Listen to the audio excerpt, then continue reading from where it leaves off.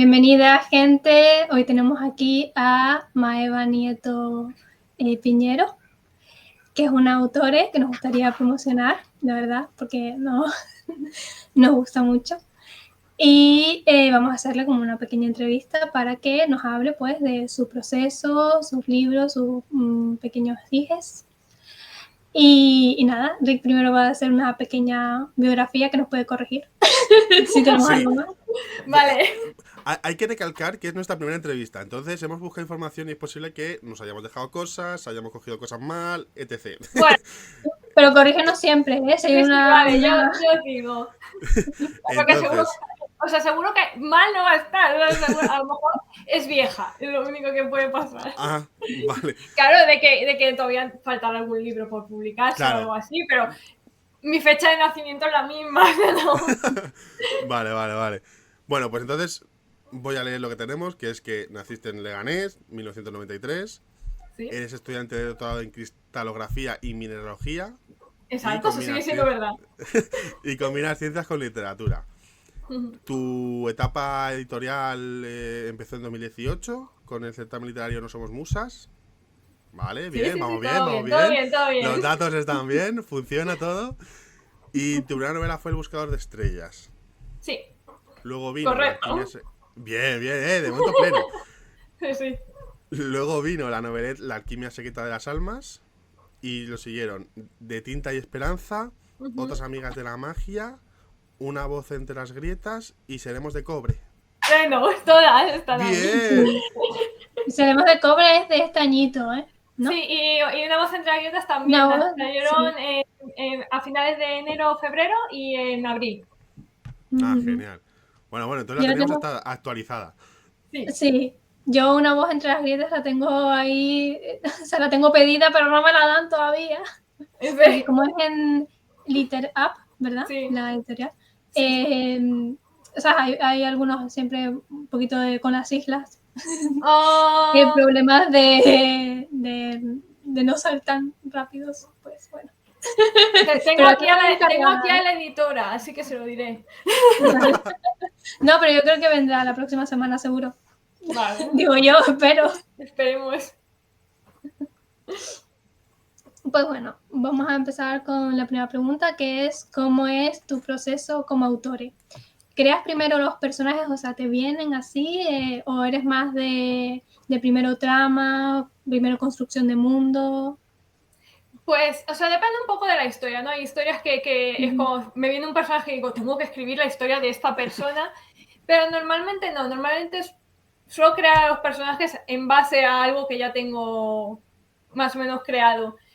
Normalmente lo que hago es la construcción de mundo, digamos, la ambientación, o sea, por ejemplo, Una Voz entre las Grietas, que está ambientada en Praga, yo tenía claro que era Praga, entonces era como, ¿quién? Y más o menos la época en la que iba a estar ambientado, o sea, que quería que fuera a principios, mediados de siglo XX, entonces era como, ¿de quién puede ser esta historia? ¿Quién me puede encajar aquí? Entonces ya creo a los personajes.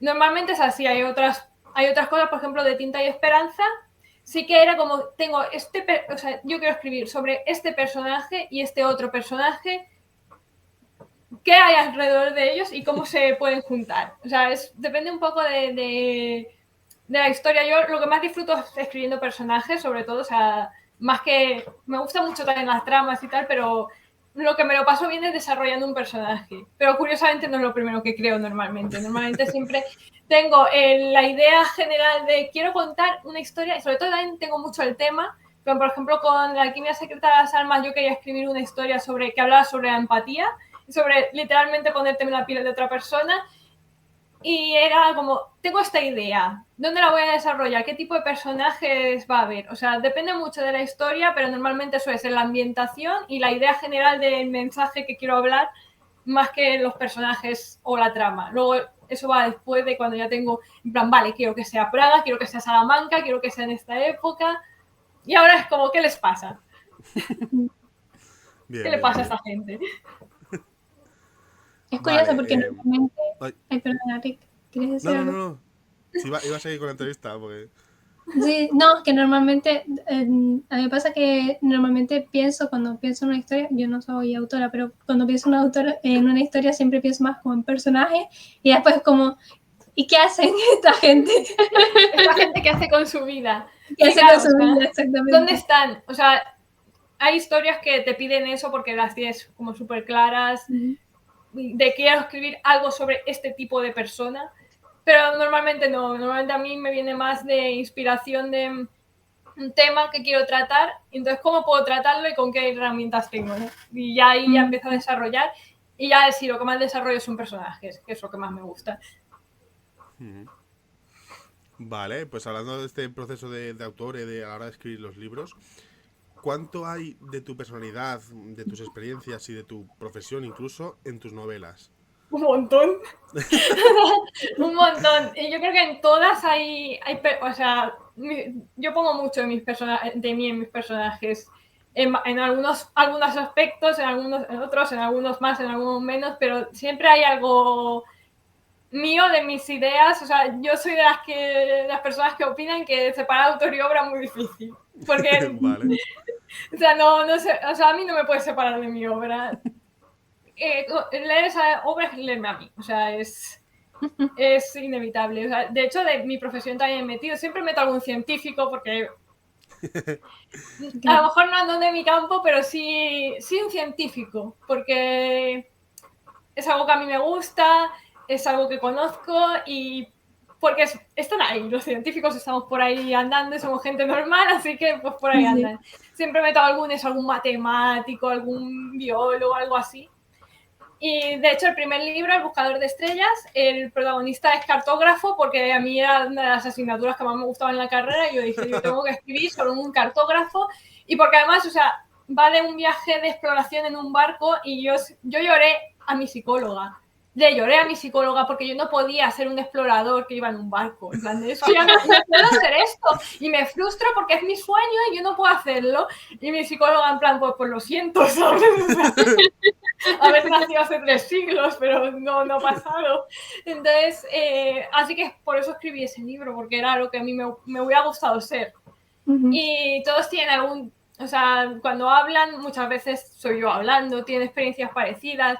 De Tinta y Esperanza fue muy catársico porque hablaba de la ansiedad, de la depresión, cuando yo estaba teniendo ese cuadro clínico.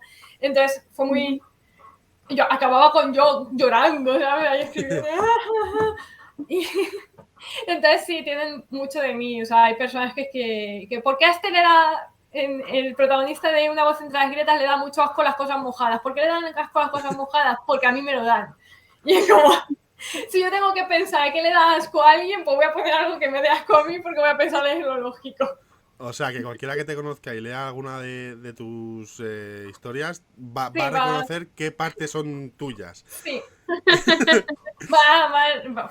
La gente es que es muy tuyo, sí, es muy tuyo, o sea, no puedo evitarlo. O sea, les pongo traumas o sea, no muy parecidos, pero sí, cuando quieres transmitir un traumita, un algo, es más fácil tirar de lo tuyo porque es lo que sientes, o Claro. por lo menos extrapolarlo. O sea, aunque no sea exactamente igual, sí sentir o sea, cómo te sentirías tú si te hubiera pasado lo mismo que a este personaje, que evidentemente pues a mí me han pasado, yo no me... Aunque que tenemos una broma con que la alquimia secreta de las almas es autobiográfico. Pero a mí no me ha pasado, yo no fui una alquimista que me quedé atrapada en el cuerpo de otra persona, no, eso no me ha ocurrido, pero me puedo imaginar, puedo ponerme en la piel de ese personaje y decir cómo me sentiría yo. Incluso teniendo una personalidad bastante diferente a mí. Pero bueno, al final las experiencias, aunque seamos muy diferentes y procesemos las cosas diferentes, la alegría sigue siendo alegría y el dolor sigue siendo dolor. Te puedes hacer una idea de cómo esa persona reaccionaría a eso. Esta pregunta no está en guión, pero ¿has utilizado los personajes científicos para estudiar? En plan, de voy a soltar esto, que está en mi examen, ¿no? A lo mejor un poco el cartógrafo, a lo mejor sí un poco, ¿no? En plan de yo metí ahí, no, la Bastilla, cómo se miden los ángulos, pero creo que es el único. Luego en el protagonista de Tinta y Esperanza le gustan mucho los insectos, él no, es astre, no es científico, pero le gusta mucho, o sea, es esa parte, tiene esa parte científica. Y también yo estaba haciendo hice un TFM sobre entomología, entonces también metí ahí un poco, bueno, los bichitos. Claro, aprovechas para estudiar y Claro. todo, ¿no? Pero la fotografía sí que fue muy en plan, sí, porque yo sé medir cómo se mide una estrella, entonces voy a repasarlo yo. Qué bueno. Bueno, la siguiente pregunta. ¿Crees que has mejorado como autora a lo largo de los años mientras más conciencia política ganabas? Es decir, nosotros que somos, tú eres de 93, 95 aquí Rick, yo 94. Somos de, creo que, late millennial, seguramente. Sí, late millennial. Sí, y en el mundo como de la literatura, sobre todo creo que en España y en Hispanoamérica, sobre todo en España, yo noté como que en 2014, 2015, por ahí ya empezó como un movimiento, sobre todo de autoras y autores fuera de las normativas de género, sexuales, etc. Autores queer, de ganar conciencia política y ponerlo en las historias, decir la de estoy cansada del rollo que consumo estadounidense, de aquí también de España, del queerbaiting, de ciertas cosas y necesito poner y expresarlo, poner en mis personajes esta diversidad y también crear historias que sean reivindicativas de eso, de lo que estaba pasando en ese momento. ¿Crees que tú también has evolucionado, Sí. también eras parte del movimiento? Yo ya empecé un poco en ese movimiento, o sea, cuando El Buscador de Estrellas, que fue la primera novela que publiqué, nació un poco porque yo estaba viendo las noticias sobre inmigración, sobre cómo se abandonaba la gente que había inmigrado, en este caso a España, ¿no? Porque es de donde somos. Y yo quería contar algo así, ¿no? Quería poner un poco ese reflejo en un mundo de fantasía y hablar un poco de ese tema. Entonces, yo creo que un poco yo nací en ese movimiento, o sea, digamos, ya entré en él, y claro, o sea, ha ido evolucionando, ahora seguramente habría frases, cosas que no pondría ahora, porque ahora yo también he ido aprendiendo más, y seguramente ahora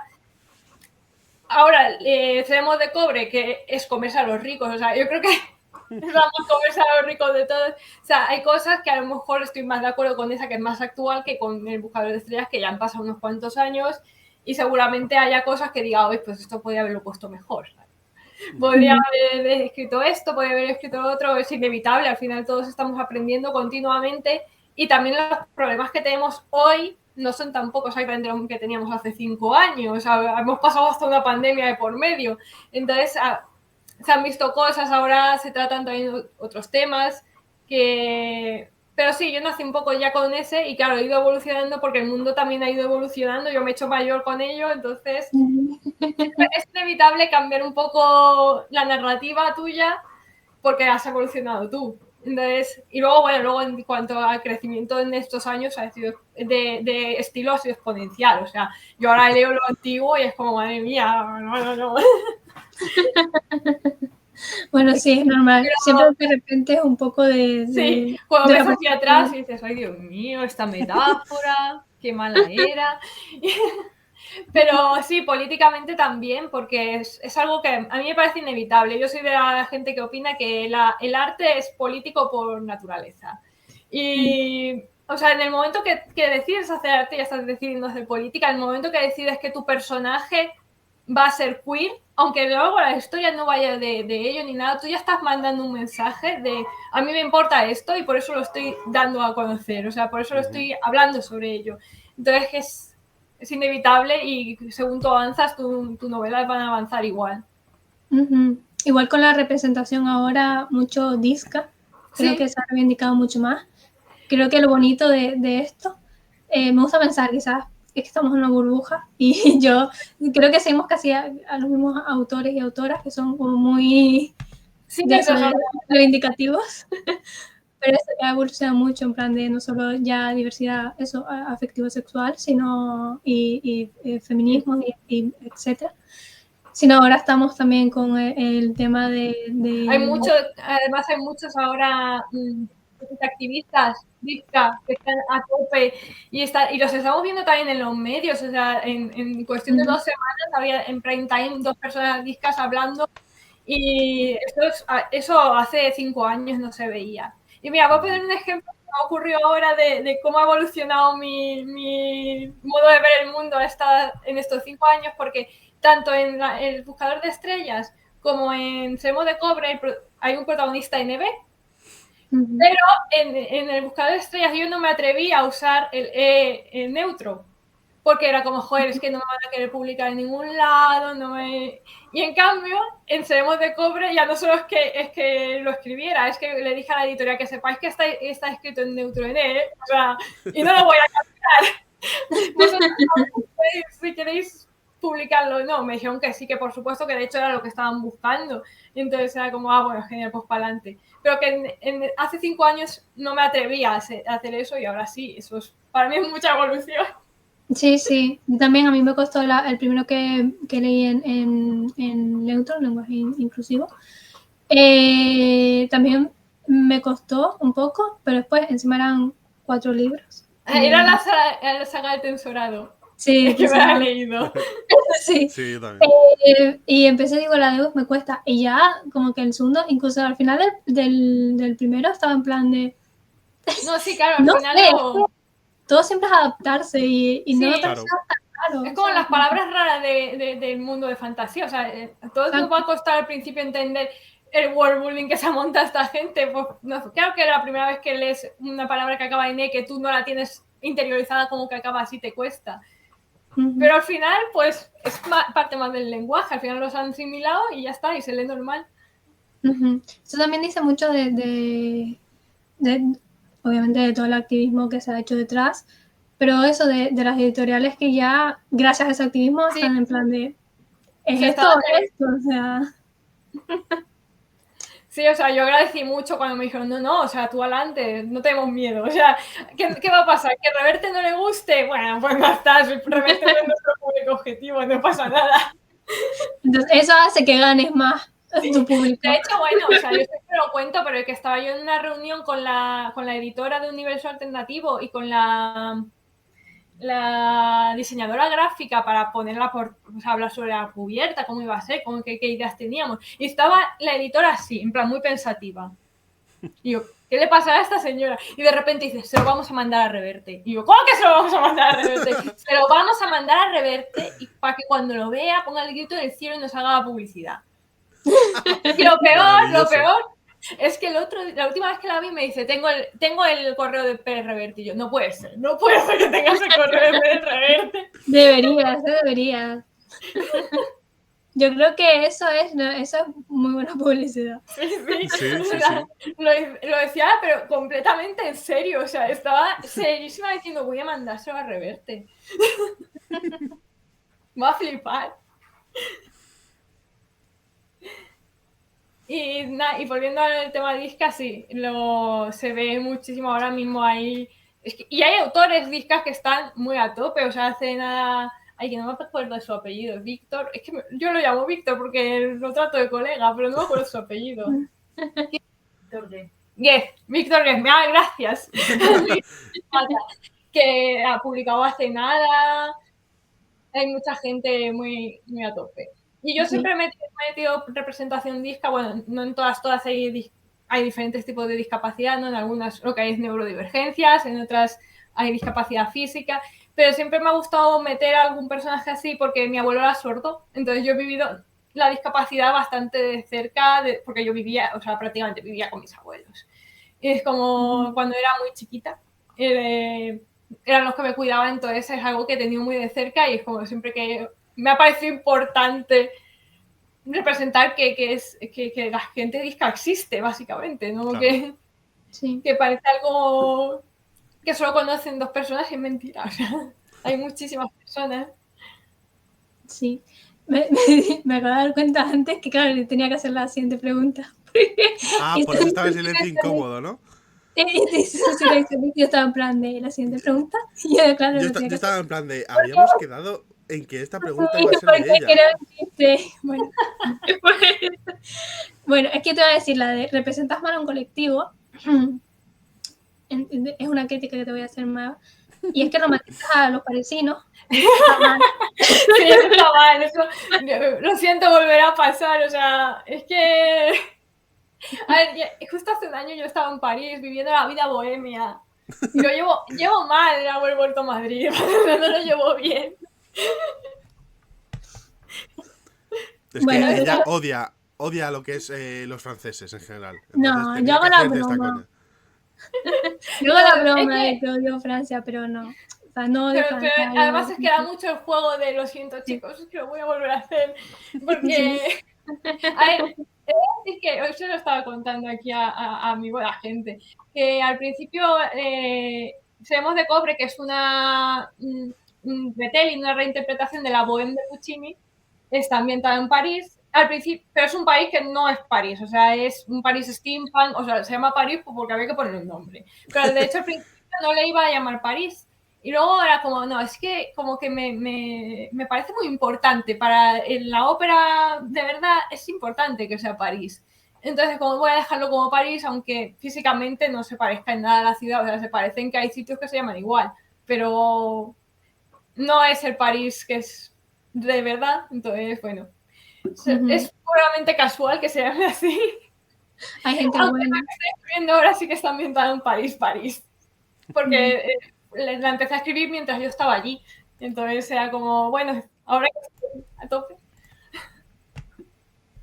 Y sí, voy a Claro. romantizar a los parisinos, lo siento. Ya no solo a los parisinos. Mary está decepcionada con esa decisión. La apoyo y al mismo tiempo no, ¿sabes? Ya. Nadie es perfecto, nadie es perfecto. O sea. Exacto. Sé tu defecto nada más. Volviendo un poco al tema del proceso de escribir, de escritura, ¿has escrito alguna vez algún libro, alguna historia, porque has leído, has visto algo sin diversidad y has decidido tomar ese concepto de la historia y escribirlo tú con diversidad? Sí, sí, o sea, la que acabo de mencionar fue La Bohème y Seremos de Cobre. Es una ópera que a mí me encanta, o sea, me gusta muchísimo desde que la conocí. Era como tenía esa de yo quiero escribir algo así, pero queer y disca, o sea, algo que me represente a mí, porque lo bueno de los retelling es que te hace que historias que han sido típicamente de gente blanca, gente heterosexual, gente sin discapacidades, gente neurotípica, te la puedes apropiar y decir, bueno, tengo nuevas historias que estoy creando y estamos creando nuevas narrativas, pero también las narrativas antiguas pueden ser mías.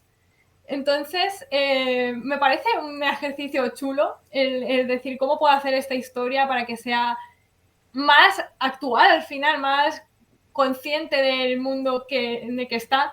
Porque, bueno, a ver, había gente, por supuesto, había gente queer, había gente no blanca, había gente no disca en el siglo XIX, pero no tenían narrativas. Y es como Claro. también la gente que no somos normativas merecemos esas mismas narrativas. Y el retelling es una buena herramienta para decir, ¿por qué no? ¿Sabes? ¿Por qué no voy a poner que el protagonista de la web sea una persona neve? Porque puedo. Y que Mimi en realidad sea un chico trans. ¿Por qué no? O sea, la esencia de la historia va a ser la misma porque en realidad da igual, ¿no? O sea, quiero decir, una historia de amor al final es una historia de amor, sean quien sean sus protagonistas. Exacto. Y es un modo de... O una historia de terror, es una historia de terror. Pero yo hablo de amor porque precisamente la bohemia es una historia de amor, pero una historia de terror es de terror, sea un personaje blanco, sea un personaje negro. Las narrativas podemos reapropiarnos hasta eso nuestras. Sí. Y se ha hecho en realidad desde siempre. Incluso yo Sí, siempre digo la de... perdón. Yo siempre digo la de Shakespeare, escribió un montón de fanfiction, por ejemplo. sí, o sea, Desde siempre se ha hecho. Bueno, hablando de eso, ¿dirías que lo más importante del retelling es seguir teniendo el mismo espíritu? O sí, o sea, también... yo creo que es encontrar un poco el equilibrio. El retelling es una cosa tienes que encontrar el equilibrio un poco entre, no es contar exactamente la misma historia, porque si no, es como, bueno, pues ya tenemos la original. Es como los remakes que hace Disney de sí mismo, que hace la misma película exactamente, o sea, frame por frame, el Rey León exactamente, pero con leones realistas. Es como, pero ya me estás contando la misma historia. Es como, aunque sea algo más moderno, que sea visualmente muy espectacular, es exactamente la misma historia. Es como no tienes ese, tienes que encontrar no es la misma, o sea, no es la misma historia, voy a innovar algo, voy a hacer algo nuevo, voy a mejorar, mejorar entre comillas, ¿no? Porque a lo mejor a mí me parece una mejora a otra persona, pues no. Pero voy a los puntos que yo creo que podría hacer yo o añadir yo para que sea una historia nueva, pero que a la vez tenga eso, tenga los puntos clave, la esencia de la original, para que quien la vea y conozca la original diga, sí, es esta historia. Es como Bichos y los 7 samuráis. Tú cuando has visto Bichos y has visto los 7 samuráis, tú dices, es los 7 samuráis. Sí, pero está metiendo cosas nuevas, está metiendo una ambientación que es totalmente diferente, son bichos para empezar, o sea, los otros bichos salen de un circo, que los 7 samuráis pues no salían del circo, los 7 samuráis que andaban por ahí, pero estás viendo que es exactamente, o sea, que los 7 samuráis tienen el pueblo que es invadido periódicamente por unos bandidos, que les tienen que dar la comida, y uno que dice, yo me voy a buscar ayuda. Y llega la ayuda, o sea, están metiendo, es la misma historia, pero le están metiendo cosas nuevas, para empezar, que son bichos, que en realidad no son guerreros, porque los 7 samuráis son guerreros, ¿no? Le meten pues otras cosas. Sí, el manifiesto comunista. No, es el mejor ejemplo de retelling que se me ha ocurrido, ¿sabes? Es fantástico. Es que al final, claro, Disney y Pixar siempre han estado haciendo retellings.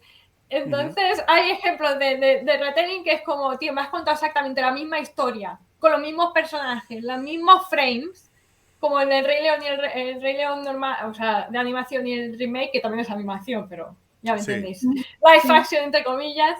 El Bichos, que es un retelling, y luego, pues, también tiene ejemplos de coger una historia y cambiarla por completo, que no se parezca como Frozen y la Reina de la Nieve, no se parecen nada. No. Ha cogido la idea de la Reina de las Nieves y ha hecho una historia completamente diferente, que no tiene absolutamente nada que ver con el cuento. Es como, eso tampoco es un retelling, sería más un fanfic, universo alternativo, ¿sabes? O sea, Sí. Sí, creo que lo importante es, como dices, como mantener el espíritu y después hacer un poco... sí, ¿qué puedo añadir nuevo? ¿Sabes? Para que no te aburras diciendo, esta historia yo ya la he leído, sino que digas, pues me está contando algo también más nuevo, más, o sea, estás metiendo tu voz en esa historia. Yo metí comerse a los ricos, o sea, yo dije, a la abuela le hace falta un mensaje de hay que matar a los ricos. Entonces, pues, a todos los libros le hace falta ese mensaje. Ese mensaje está bien siempre. Hay que desvivir a los ricos. Entonces, pues, era como es lo que le hace falta, ¿no? Pues ya está, se lo voy a meter. Qué bueno. Nunca había pensado en los bichos como retelling de los 7 samuráis, la verdad. Pues, me has abierto un universo, o sea, mi cabeza ha hecho ¡boom! Ha sido fantástico. Mi retelling favorito, los 7 samuráis, ese bicho. Es que me gustaba mucho los 7 samuráis. Bueno, me gustan mucho los 7 samuráis, pero entonces me he visto todas las versiones que existen. Fantástico. Algunas de tus historias están basadas o ambientadas en Europa de principios del siglo XX. Sí. ¿Qué te atrae de esta época? ¿Por qué decidiste poner historias ahí? Pues la verdad es que no lo sé. O sea, siempre me han gustado mucho las cosas antiguas. Yo soy muy romántica y toser putos de sangre con la tuberculosis, esas cosas. El romanticismo, lo que se entiende romanticismo, de verdad, ¿no? Sí. A ver, yo creo que influye mucho que mi literatura favorita es de esa época, es de finales del siglo XIX, principios del XX, es lo que yo más he leído, he leído muchas cosas porque en el instituto pues se manda un poco de todo, ¿no? Pero que eran las que yo disfrutaba. O sea, yo soy una persona rara y yo cuando me mandaron el árbol de la ciencia, yo me encantó leerlo, yo estaba en plan, este libro me encanta. Y claro, o sea, yo creo que de ahí tiras a saber más de esa época, ¿no? De esa gente que escribió esos libros que te gustan, de cómo vivían. Entonces, yo creo que es un poco por eso. que tengo muchas referencias de esa época y que como que me es muy fácil. Además, eso, al final acabas, por gustarte un libro, acabas gustándote otros, acabas interesándote en cómo se vivía en esa época en la que viven los personajes que a ti te gustan y al final pues escribes tú también de esa época. Además, pues tiene una ventaja sobre la actualidad, digamos, porque no tienen tanta comunicación y eso viene muy bien. Porque normalmente muchos problemas que podrían solucionarse con una simple llamada de WhatsApp no puedes solucionarlo. Entonces, para la trama viene muy bien que sea en el pasado. Y a mí me gusta ponerlo en el pasado, en parte por eso, en parte por esa que es una literatura, una cultura que yo he consumido mucho. También eso, me gusta la ópera de esa época, me gusta la música de esa época, o sea, es como que por eso escribo sobre todo de ella, porque he bebido mucho de ella. Entonces, yo creo que sí, que nació a los 16 años, mi obsesión nació a los 16 años cuando me mandaron leer El árbol de la ciencia, a mí me gustó un montón. Todos mis compañeros estaban diciendo esto es tremendo peñazo, yo estaba diciendo, ay Dios mío, ¿qué es lo que acaba de pasar? Yo estaba living, los demás no, yo no entendía por qué. Entonces, por eso empezó a gustarme mucho. Entonces, de ahí vienen que la mayoría de mis historias estén ambientadas en esa época. Quizás tienes razón y eres un alma reencarnada, ¿eh? Sí, yo soy una alma vieja, estoy segura. Mi madre lo decía mucho. Mi tía se ofendía como si lo de decirme que era una alma vieja fuera un insulto o algo. Y, no, que quiere decir que ha vivido en otra época seguro. Luego es que siempre hay cosas que te llaman y no sabes por qué. O sea, yo no sé de dónde me viene mi obsesión por Eslovenia, ¿vale? No hay ningún motivo real. Simplemente un día se me ocurrió decir, chicos, vamos a ir a Ljubljana y ya está, pues así, ¿no? Por la cara. Sí, llevo pues, queriendo unir las dos cosas un montón de tiempo, de escribir algo en la época en la que se creó Yugoslavia y tal, pero no me sale, es que tiene que salir, o sea, es como por lo que he contado antes de que tienes la ambientación y entonces ves quiénes viven ahí, es como que no me sale quiénes viven ahí y qué les pasa, no me sale del todo. Y por eso no lo logro. Tus vidas pasadas o algo así. Yo te hacía mucho. Claro. Tu vida pasada, que te decía que vivías, eras un campesino en no sé qué sitio. Sí, claro. Eras eso, eras una persona en Eslovenia. Yo tengo esa teoría. ¿Cuál ha sido el libro más difícil que has escrito? Más difícil. Yo creo que es Una voz entre las grietas porque tiene mucha documentación y además tiene muchos elementos simbólicos, tiene muchos elementos mágicos y yo creo que encajarlo bien fue muy difícil y que sobre todo luego que el final fuera, o sea, yo escribí como 3 finales antes de llegar al bueno, o sea, por lo menos 2, o sea, creo que el bueno fue el tercero, porque el primero era como demasiado enrevesado, yo lo había intentado hacer como muy difícil, como que... Y al final, de tan complicado que lo estaba haciendo, era como, es que no se puede solucionar así, porque, o sea, si puedes solucionar una cosa más fácil, es como no. Y el siguiente era como que... al contrario, no es que fuera demasiado sencillo, que era la solución lógica, pero como que no había tenido en cuenta otros elementos que había metido yo y que era como, es que esto tiene que ser trascendental. Entonces yo creo que hasta la tercera no conseguí encontrar el final que fue al final el bueno.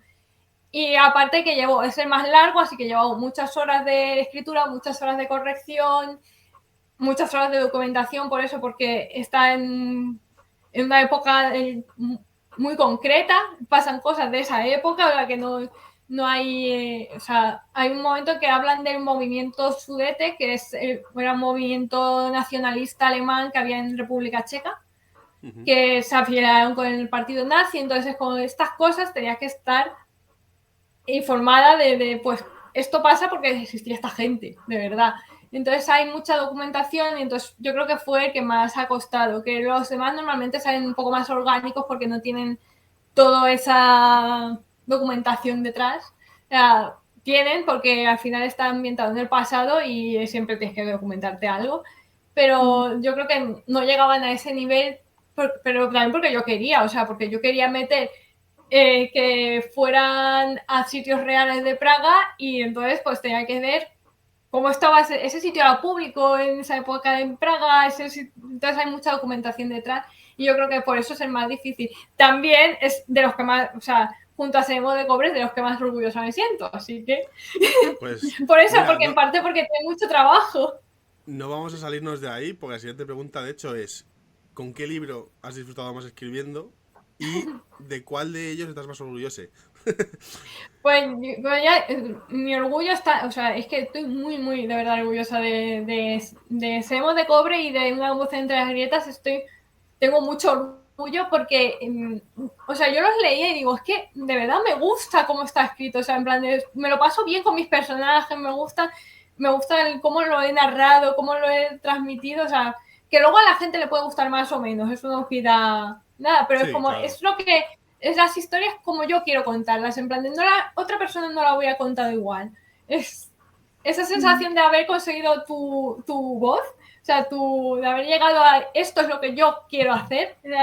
Fue con Una voz entre las grietas y fue con... Mi editora me dijo, esto es tu mierda, no lo sueltes. Y me fue como ay, qué bonito las cosas que me dices. Y entonces eso hace que me enorgullezca mucho. De pasármelo bien, me lo paso bien con todas. O sea, la que estoy escribiendo ahora, que es romántica, es muy de pasártelo bien. O sea, con la romántica yo me lo paso súper bien, porque puedes meter cosas, malentendidos tontos, puedes meter...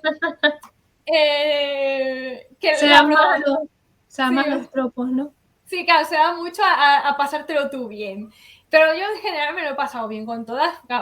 Yo creo que con De Tinta y Esperanza fue la que más sufrí, ¿no? Porque era muy catártica como con tanto como pasármelo bien no lo diría, pero aún así también pues disfruté el proceso. Pero por ejemplo, con La Alquimia Secreta de las Almas y con Otras Amigas de la Magia era muy divertido. O sea, yo me lo pasaba muy bien con las magas y con las alquimistas, me lo pasé muy bien. Fue porque también es cuando escribes un poco para lo que tú quieres escribir. ¡Ay! Se me había olvidado de que antes que me habías preguntado de si alguna vez había cogido una historia y la había transformado para algo que me gusta a mí. También pasó con Otras Amigas de la Magia, que era de Jonathan Strange, el señor Norra, que me encantó, pero yo dije, ¿dónde están las magas? No hay magas aquí, solo hay señores que hacen magia. Y yo dije, ¿dónde están las magas? Y de ahí tiré y me lo pasé muy bien escribiéndolo porque era eso de un poco este libro que me ha gustado, pero eso, ¿qué estaban haciendo las magas mientras todo esto pasaba? ¿No? Claro. Y fue muy divertido, la verdad. Y las protagonistas me encantaba de escribir de ellas, me lo pasé muy bien. En general me lo paso muy bien con todos porque soy una persona también con un sentido de humor muy mío, entonces yo escribo algo que a mí me hace mucha gracia y yo estoy, qué gracioso soy. Eres Chandler, entonces. Sí, un poco. Yo escribo esencialmente para mí y gente que tiene mi mismo sentido del humor y mi mismo... O sea, cuando me preguntaron la última vez quién es tu público objetivo, mi público objetivo tiene nombres propios, o sea, es que te lo puedo decir, se llaman así, son los que quiero que me lean. En plan, porque sé que lo van a leer y van a reírse aquí, van a llorar aquí, van a enfadarse aquí, o sea, como tienen nombre propio la gente. Está guay eso, ¿eh? Que sepas ya, ¿sabes? Que lo hagas para ti. Sí, para mí, o sea, por eso yo desde que me di cuenta de que en España casi nadie vive de la literatura, o sea, es muy difícil. Incluso la gente que publica en editoriales grandes, pues los adelantos que le dan, pues le da para vivir un mes o dos como mucho, no tienen que estar produciendo más para poder tener lo que sería un sueldo digno. Entonces, como me di cuenta de eso, fue como un momento de, mira, yo voy a escribir lo que a mí me dé la gana, porque si total no voy a vivir de esto, ¿qué más me da, no? Escribir algo como súper, o algo súper focus en que me gusta a mí y a la gente que es como yo. Entonces, pues decidí que mi esa era pasármelo bien. Sí. Y llorar, también lloro mucho con mis propias historias, entonces yo quería sentir cosas yo, o sea, las veces que he llorado, o sea, en todas las correcciones de Semo de Cobre yo lloraba, o sea... Está guay, eso muestra eso, la pasión que sientes por la literatura y eso es una pena que no se pueda vivir de, por lo menos sí, aquí, sí lo es. De escribir. Es un problema muy grande que tenemos en España con el que no podemos... Es que es muy, muy, muy difícil. O sea, pues, es que incluso Pérez Reverte seguramente viva más de lo que gana de otras cosas que de sus propios libros. Entonces sí que es muy difícil. Pero también, bueno, si lo ves desde mi punto de vista del romántico, para mí es como muy... Eso me permite no meterlo en el capitalismo, ¿sabes? O sea, bueno, es un poco resignación, que no es justo, que deberíamos cobrar bien, por supuesto. O sea, no es una excusa para que no se nos pague bien. Pero es como no voy a vivir de esto, no lo meto en la rueda del capitalismo y por lo menos me consuelo así.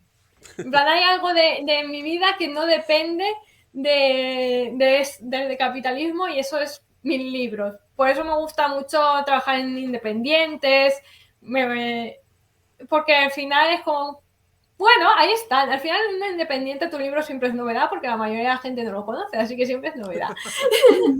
Yo voy a un certamen a San Jordi o al Celsius y tal, y yo estoy ahí con mi libro y llega gente y dice, ¿este libro de qué es? Y yo, claro, no lo has visto nunca, es un libro nuevo, aunque tenga 5 años. Entonces, te saca un poco de esa rueda y para mí que el capitalismo es algo que no me gusta demasiado, pues es un respiro al final. Y es un modo de consolarme dentro de que nunca voy a poder vivir de lo que me gusta hacer. Pero bueno, por lo menos me queda mi rinconcito de no agobiarme si sale suficientemente comercial o no. Exacto, te queda el hecho de que lo haces para disfrutar y que además ya tienes eso, un público al que le gusta. Mi punto objetivo es 4 y además es como, más que público son amigos, ¿sabes? Quiero decir que si ellos sacan algo yo voy a estar a tope con ellos, en plan, ¡guau! Es como un quid pro quo, en realidad es una comunidad casi, ¿no? O sea, hay un ese mal de compañerismo que a lo mejor si estuviera en altas esferas pues no tendría esa, que ahora sí la tienen, o sea, se ve claramente que las autoras, que tampoco es que sean grandes, pero que tiramos mucho de comunidad al final. Sí. ¿Qué género dirías que es el que prefieres? Porque eres mucho de fantasía histórica. Pero fantasía histórica, sí. Mi favorito es la fantasía urbana, histórica, porque me divierte mucho imaginarme cómo es la magia en el mundo real. O sea, pese a ser una persona científica, siempre he querido que, o sea, mi yo científico en mí viven dos lobos. Uno que quiere creer fervientemente en que existe la magia, existen los fantasmas, existe todo paranormal, y el lobo científico dice, no lo hace. O sea, entonces yo quiero creer y no puedo, o sea, es que yo quiero creer en la astrología y no puedo creer en la astrología porque científicamente no es posible, entonces me frustra un poco y me gusta imaginarme cómo es esa magia que yo quiero que exista, aunque no creo que lo haga, en el mundo real. Y por eso me divierte mucho la fantasía urbana y sobre todo histórica, porque ya he contado que aparte de ser preferible para la trama, porque es más sencillo, porque he bebido mucho de ese tipo de literatura y por eso lo pongo en el pasado. Pero sí, en la fantasía urbana me divierto un montón por eso. También me gusta mucho el retrofuturismo, los steampunk, el dieselpunk, o sea, todo lo que acabe en punk. O sea, todo lo que sea como viejo, pero nuevo, o sea, con poder meterle al contrario, ¿no? O sea, al mundo, o sea, a ese pasado, poder meterle tecnología de eso, de cómo hubiera avanzado la ciencia si en vez del carbón o eso fuera el vapor. Entonces es muy divertido también. O sea, a mí me gusta mucho la especulación. Sí. Y luego la romántica me lo paso muy bien por eso, porque es que es un género que se da a pasártelo bien. O sea, no tardé mucho en leer, en consumir romántica, porque siempre pues yo estaba con mis dramas de época o mi fantasía de y un día fue como me pidieron escribir una romántica, yo me di cuenta que no sabía escribir romántica, no me salía, y entonces dije, pues claro, es que nunca he leído romántica, entonces no sé qué tropos hay que usar, qué ambientaciones, cómo se describen las cosas, qué ritmo lleva. Entonces me cogí mi primerita saga de romántica, me la leí, era como son 5 libros, con los mismos 5 puntos de los giros de guión, da igual, me los bebí, pero y voy a por el siguiente a la librería ahora. Entonces es un género que es muy de autocomplacencia, de pasártelo bien tú escribiendo y que luego que los lectores se lo pasen bien, o sea, es muy bonito por eso, porque da al pasártelo bien, al decir, no, aquí no voy a sufrir, ¿vale? O sea, vengo a hacer malentendidos, comedia de enredos, es muy divertido eso. Sí, estar cozy. Sí, A sí, ver, es un poco en el... como más de cuando acabas de terminar una historia y necesitas algo de pasártelo bien. De hecho, o sea, este año estoy tirando mucho a la romántica, yo creo que porque estoy un poco con la cabeza entre la tesis y la corrección de 2 libros ha sido como demasiado, entonces necesitaba algo que no me fuera a dar mucho quebradero de cabeza en cuanto a, joder, es que yo creo que este giro de guión no tiene sentido, esto del world building no me funciona bien. Es como, bueno, ya estoy escribiendo 2 personas que se gustan y que tienen malentendidos y cosas así, y es muy divertido. Qué guay. Y bueno, pues de hecho, mira, la siguiente pregunta es un poco. Nos has dicho antes que estabas escribiendo romántica. ¿Qué puedes contarnos del proyecto París es el rey del amor? Que ya el título, ¿eh? Es que yo era de las que ponían, no, el proyecto no sé qué, y luego empecé a poner títulos, el anterior se llamaba La Pajarraca. Empecé a ponerles títulos así, se llama de Después, comedia. después de esto, perdón. Después de esto, en plan de una frase y tiene y la pajarraca y el rey del amor y tú en plan de estos son proyectos. Esta frase tiene sentido por algún lado. Sí, bueno, es que ahora cuento la de eso. Sabemos de cobre era la Bohem, pero es steampunk. O sea, yo ponía en todos los tweets la Bohem, pero es steampunk. Y el archivo se llamaba así, o sea, es que se llama, de verdad, o sea, hay un archivo en mi ordenador que se llama París es el rey del amor 1. Porque como planeas en trilogía, que no va a llegar, porque yo no confío nada en mí, o sea, mi carpeta del Drive de los proyectos que tengo haciendo se llama cosas que no van a llegar a nada porque yo no creo en mí. Entonces, optimista que soy, ¿no? Digo, esto no lo voy a acabar, pero al final se acaba y se van a manuscritos acabados. Pues París es el rey del amor se llama así, porque yo durante todo o sea, mi estancia en París del año pasado, que me fui a hacer unos experimentos allí durante un mes y pico, estaba todo el rato con París es el rey del amor. O sea, solo cambiaba esa canción para poner el son de Notre Dame, que era cada vez que pasaba por Notre Dame, pues empezaba el son de Notre Dame en bucle. Entonces yo estaba con París es el rey del amor en bucle en la cabeza y es como, ¿cómo voy a llamar el proyecto? Pues así, porque yo Fantástico. escribiendo como romántica me venía muy bien, era como es un título que le pega. Entonces, y ya se quedó así, es como al final voy a llamar el libro así, ¿sabes? Voy a llamar como la Oye, canción ¿por qué de la no? Anastasia. El título de una canción muy conocida. Sí. Y fue por eso, porque iba yo cantándola todo el rato. Entonces, por eso se llama así. ¿Y qué puedo contar? Pues puedo cantar todo, porque como no tengo ningún compromiso, es una historia de eso, de romántica de época en los años 20, porque París los años 20 es que va a haber algo más guay. No. Entonces, va en realidad esto aspira a ser trilogía, como ya he dicho, que no confío en que eso pase, pero son 3 amigas. Una de ellas, la protagonista, es una logopeda que no puede aspirar o sea, está estudiando en la universidad, pero no la dejan aspirar a más porque es una mujer. Ella quiere hacer su doctorado y la universidad se opone porque dice que no va a invertir el dinero que supone un doctorado en una mujer que no va a dedicarse a ello más. O sea, si lo está haciendo como por afición. Entonces ella dice, no, yo voy a hacerlo. Y por casualidades de la vida acaba conociendo a un chico que es sordo, ella se llama Beatriz, él se llama André, es sordo y tiene mutismo porque es huérfano y nadie le enseñó a hablar. O sea, no sabe vocalizar bien.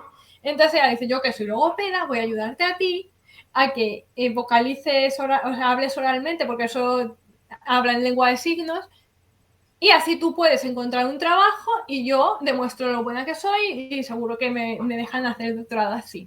Entonces esa es un poco la sinopsis del libro. Está Y ahí interesante, ¿eh? tengo 50.000 palabras escritas, sé que no es poco. O sea, Oye, no. como basado, o sea, era un poco de inspiración de My Fair Lady, que cuando coge en este caso era un lingüista que coge a una chica de la calle que hablaba mal, ¿no? Pues para convertirla en demostrar que podía convertirla en una dama, pues es un poco eso de una una chica que coge a un chico que es que además no de la calle porque no vivía en la calle, pero prácticamente porque el chico le despiden en el primer capítulo, entonces se queda sin trabajo. Pobrecito mío, es muy mono. ¿Por qué le haces eso a tus hijos y a tus hijas? Es que algo de drama tiene que haber. Si no, la acción no se mueve. Tenía que tener él algún aliciente para aceptar que esa señora experimentara con él. Entonces el aliciente era ese, conseguir trabajo. Es un buen aliciente. Porque al final todo va de comerse a los ricos en mi historia. Lo importante es que todos los siempre, sean así. De algún modo siempre acaba así. Siempre hay un momento de alguien diciendo hay que comerse a los ricos, chicos. Todo es amor y comerse a los ricos. Es como perfecto. A mí me estás vendiendo el libro muy bien. Sí, la verdad. Me gustaría acabarlo, no sé todavía qué haré con él, pero por lo menos acabar, que siempre es un logro. Pero no tengo todavía... Hasta que se acabe, Dios dirá qué pasa con esto, ¿no? O sea, yo escribo y la tormenta provee, o sea, luego ya llega alguien, o sea, se lo mando a alguien o alguien llega diciéndome, oye, ¿tienes algo? Y yo le digo, tengo esto, ¿te interesa o no? Pero todavía no sé qué pasa con esa historia, pero por lo menos horas de diversión me está dando, porque me está dando horas de diversión. Que al final es lo que haces, o sea, al final lo bonito es hacerlo simplemente por amor al arte, para nunca mejor dicho, de hacer las cosas porque te hacen feliz. O sea, claro. El drama también me hace feliz, o sea, yo disfruto mucho escribiendo escenas tristes, soy muy masoquista. Ella por dentro llorando y por fuera, qué maravilloso. Bueno, o sea, es que literalmente estaba en una escena, después con una voz entreagriada, una escena triste, yo pensando en mis 4 personas de mi público objetivo y pensando, ¿cómo van a llorar estos cabrones? O sea, mientras escribía. En plan, yo estaba en plan, es que van a llorar, es que los conozco yo. Escribo para mí, pero también para que otros sufran. Te digo que yo escribo para mí y para otros 4. Escribo en plan, esto les va a gustar. O sea, escribes un poco también para la gente a la que quieres, a la que aprecias, ¿no? Realmente, o sea, a mí lo que me frustraba un poco de no estar en una editorial grande y todo eso al final, era no decepcionar a mí, sino como decepcionar a la gente que aprecio yo, en plan de que esperan que haga grandes cosas y a lo mejor consideran que no las estoy haciendo y era lo que me frustraba. Pero en realidad estaba orgullosos, así que tampoco pasa nada. Claro. Sí, lo importante es eso, lo que tú has dicho. Que lo disfrute la gente a la que va dirigido, que es lo importante. Sobre todo que lo disfrutes tú, al final. Bueno, yo con el París me lo estoy pasando muy bien. Además recuerdo mucho estar en París, así que estoy ahí. Y bueno, aquí estaría nuestra entrevista. Vamos a ponerte ahí, tienes aquí en tu cabeza, que me suena raro, tienes en el panel el Twitter. O sea, la gente tiene tu Twitter ahí donde pones los hilos y donde puedes encontrar tu trabajo para que te vayan buscando y todo eso. Y así, ¿ves? Tienes más público objetivo. Claro, sí. Y que pueden hablarme porque soy una persona asequible de abordar. Cuando me es para decirme cosas bonitas me pongo muy nerviosa. Entonces no sé reaccionar. O sea, el otro día me escribió una persona para decirme que le había gustado mucho el libro y yo no me quedé así como... Pero para hablar de otras cosas, en plan... Si me siguen probablemente les siga yo también porque me gusta el intercambio de gente, no tanto de seguidores como... Sí. Claro, interactuar más, ¿no? Sí, me gusta interactuar, o sea, no... Sí, porque... Sí, que si quieren un día contarme algo, que no tengan miedo de contarme, ¿no? Hay gente que me habla solo porque le apetece hablar y me parece bien, o sea... Sí. Está guay, después crear comunidad bien, ¿sabes? Mucha gente por los seguidores, es como, pero si me sigues, interactúa conmigo. Yo también quiero interactuar.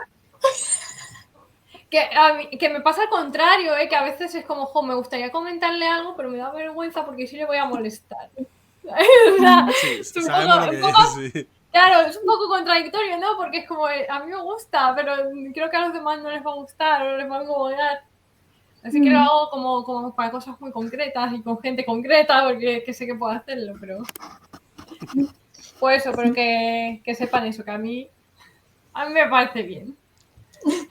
Que sepan que pueden contactar No, con ella sí. y que tengan ahí los libros puestos.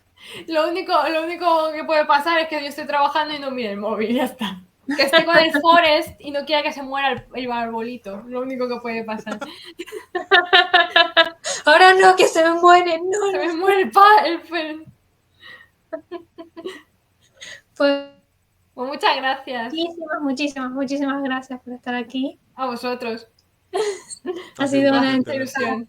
Sí, ha sido un placer, una entrevista A mí encantadora. también.